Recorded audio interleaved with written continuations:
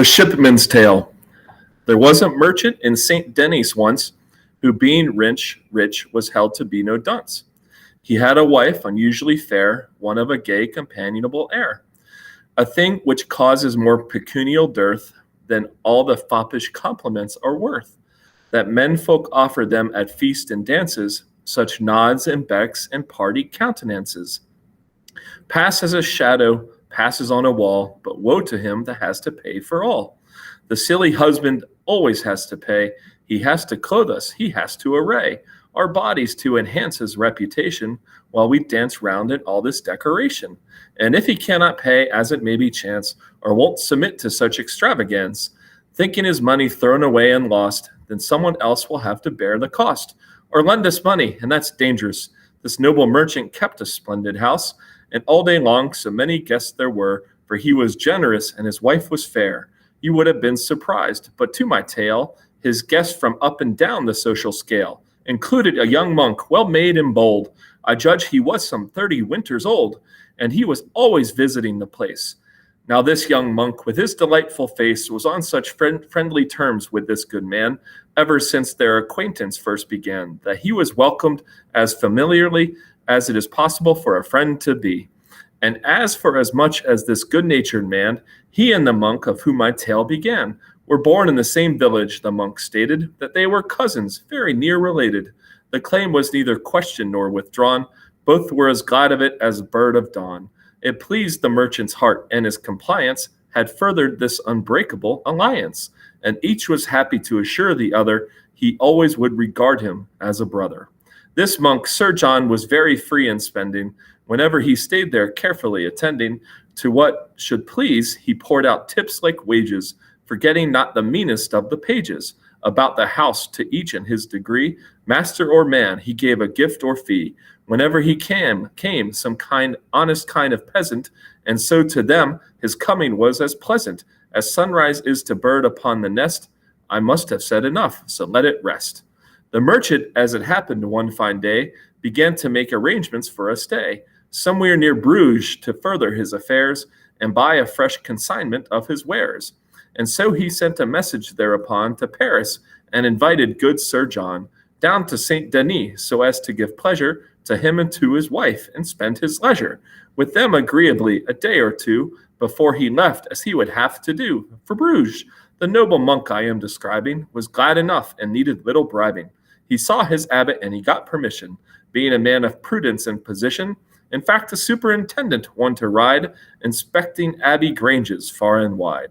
Off to St. Denis then the monk is gone, who was so welcome as my lord Sir John, so full of courtesy, and cousin mine, he brought with him a jug of Malmsey wine, and also one of sweet Italian juice. With these a brace of birds was as his use.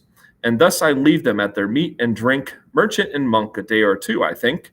On the third morning, up the merchant gets, in serious thought about his needs and debts, and up into his counting house he goes, to reckon up, as you may well suppose, all the past year, and how things stood with him, what he had spent, how the accounts would trim, and whether his business had increased or not. Many a ledger and money bag he got, and laid them out upon his counting board. He had a deal of treasure in his hoard, and so he locked the door with an abrupt command that no one was to interrupt his casting of accounts. He worked away, sitting up there till past the prime of day. Sir John had risen early too, to go into the garden. Walking to and fro, he said his office, courteous and devout. This excellent wife then stealthily came out, where he was walking softly in the sun, and greeted him, as she had often done.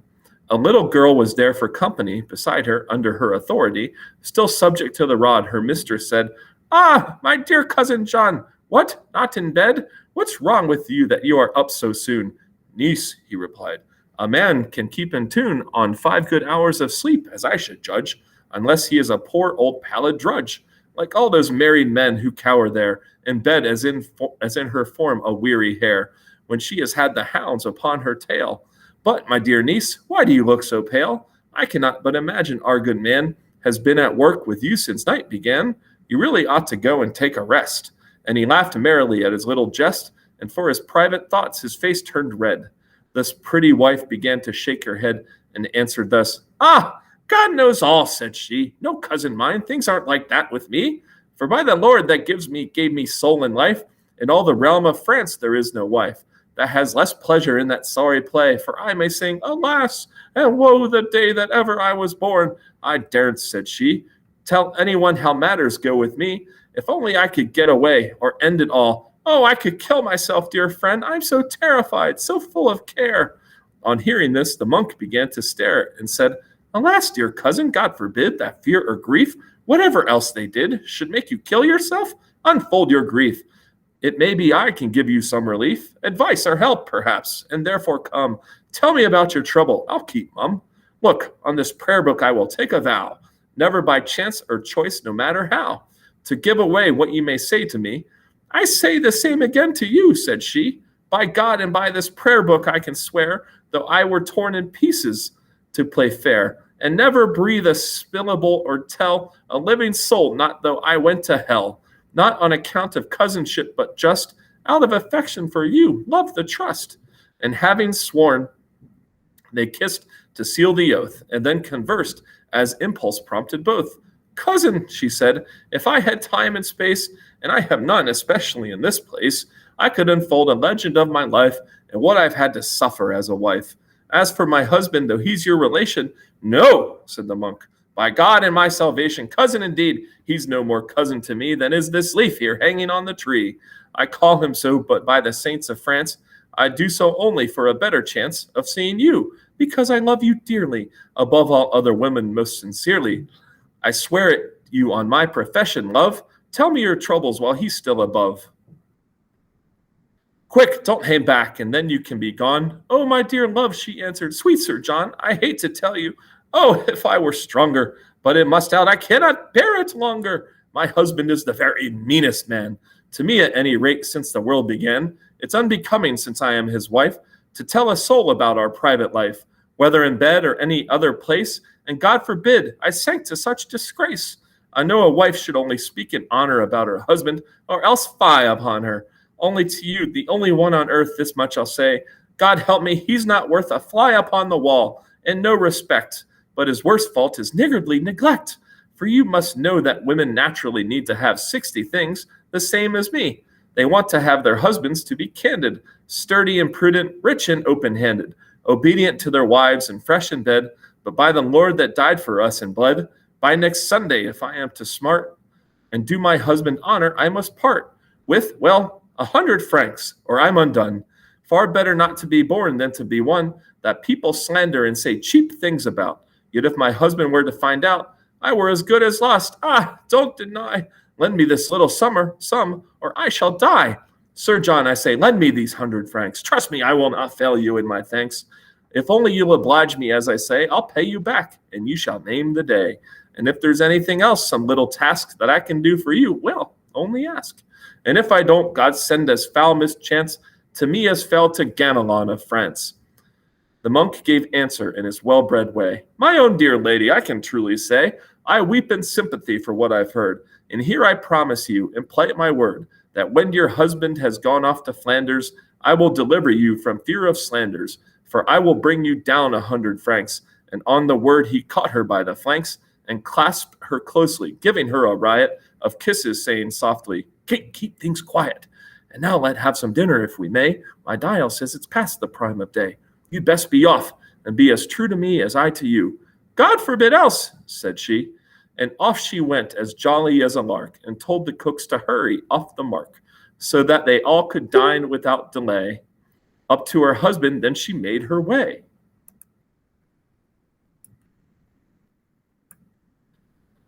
And boldly knocked upon the counter door. Qui là? He said. It's me, dear. How much more have you to do up there? She said. And fasting, how long will you be reckoning up and casting all those accounts of yours and books and things?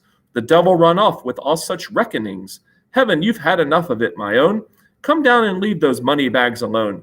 Aren't you ashamed to leave that poor Sir John fasting all day while you go on and on? What? Let's hear mass and then go in to dine. Dear wife, he said, how little you divine the complicated nature of affairs. God save us all, of such as deal in wares. There's hardly 2 of us, as I'm alive, not 2 in 12, I say, can hope to thrive. till they retire, showing a steady clearance. All very well to make a good appearance, to drive about the world and make a mark, but our affairs must always be kept dark, till we are dead, unless we are to play at pilgrimage and keep out of the way of creditors. It's vital to consider this curious world and find the highest bidder. There's always chance to fear, and many a slip makes for anxiety and salesmanship. I have to go to Bruges at break of day.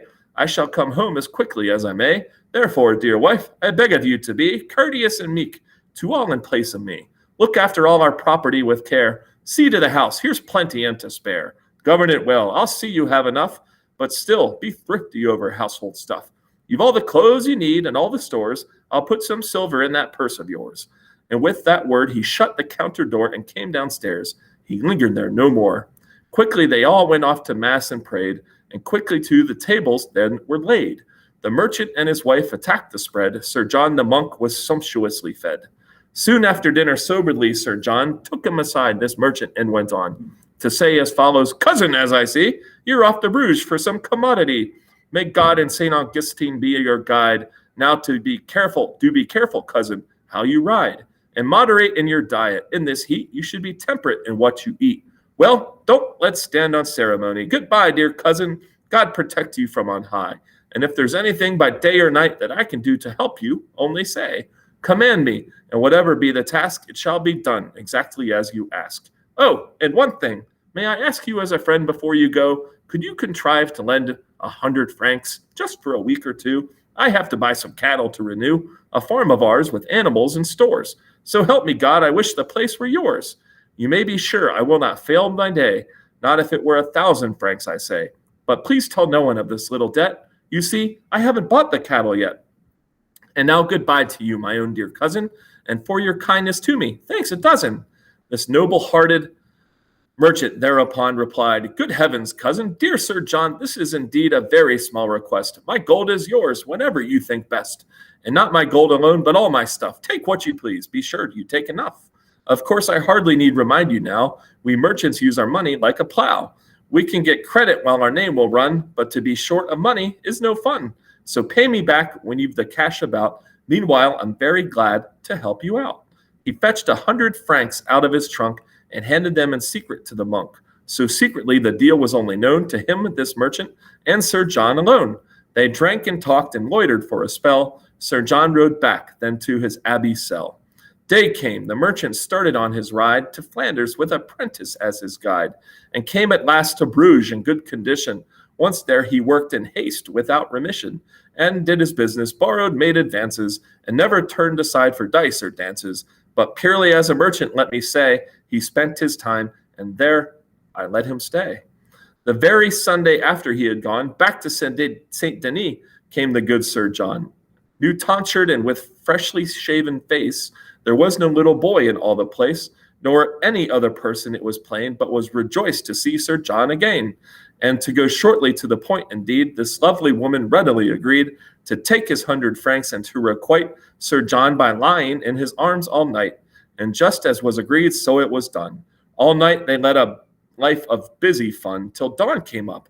Then with a kindly laugh he left, wishing good luck to all the staff, for not a soul there or in town about had formed the least suspicion of or slightest doubt of what had happened homewards, or where whim directed. Off he rode, no more of him.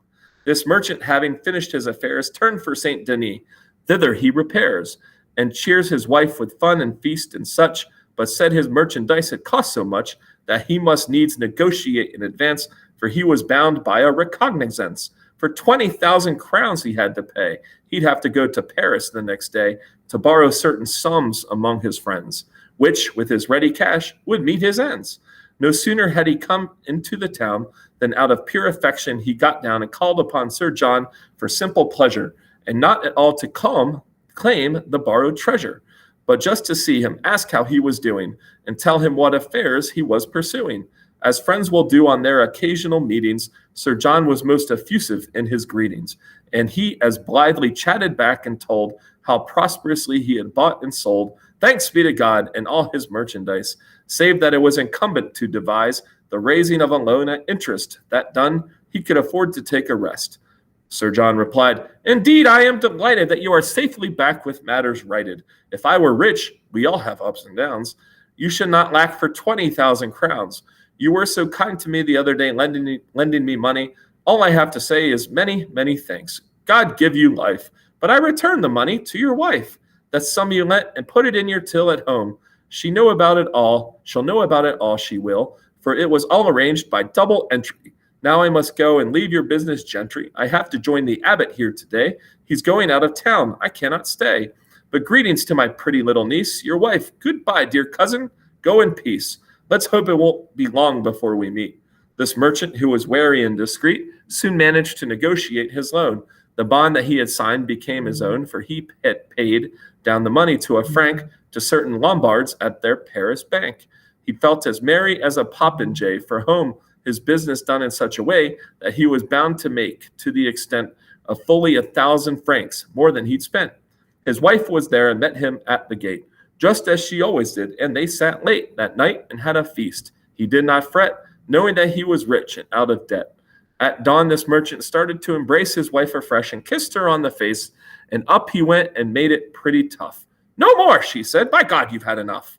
And wantonly she gambled for a while, until at last the merchant with a smile said, I'm a little cross with you, my dear, though I am loath to be so, never fear. Do you know why? By God, or so I guess, you've brought about a sort of awkwardness between myself, I say, and cousin John.